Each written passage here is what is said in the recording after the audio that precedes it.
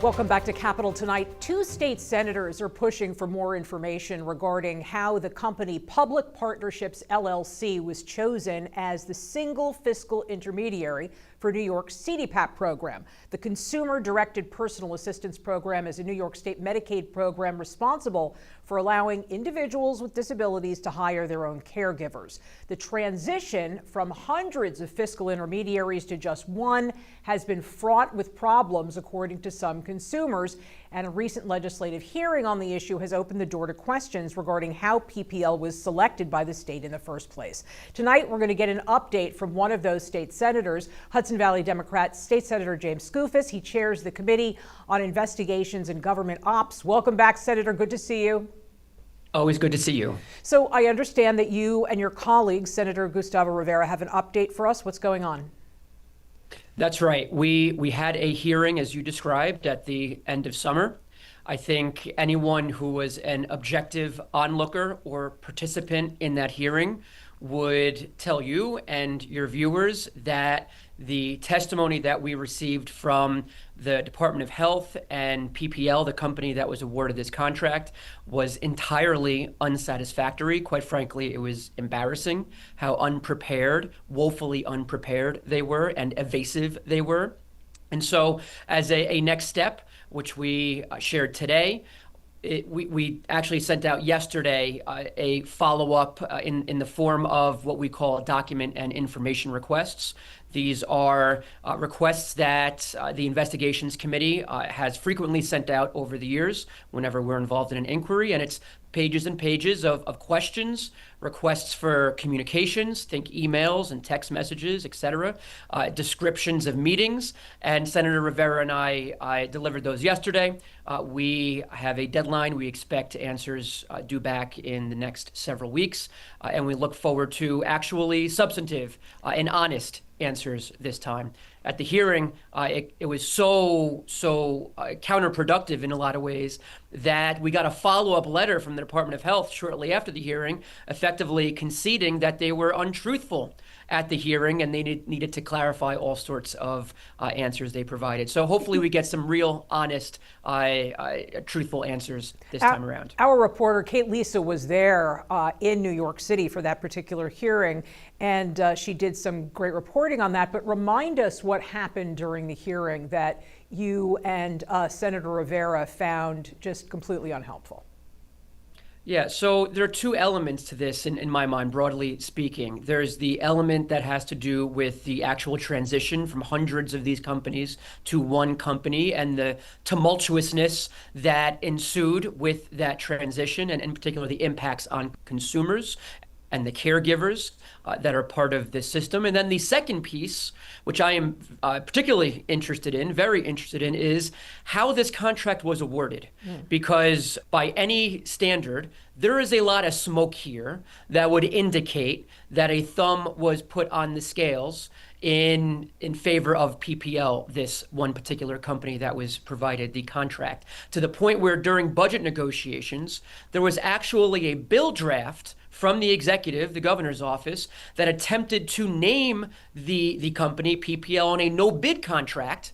The legislature pushed back, and that never wound up in the final budget. But lo and behold, what a coincidence. It was that company they tried to name in a no-bid contract that ultimately won the award. Yeah, so from what I understand, there aren't a lot of companies that do the work that PPL does as a fiscal intermediary, and the law that was passed by Governor Hochul and the legislature required that the company chosen have experience running a fiscal intermediary in a state other than New York.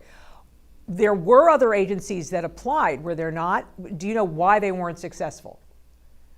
There were other agencies, and let's be clear, that metric that you just stated, having experience in other states, was demanded by the governor's office as part of those budget negotiations. It just so happens, again, that PPL is one of those companies that has experience running statewide intermediary work in another state.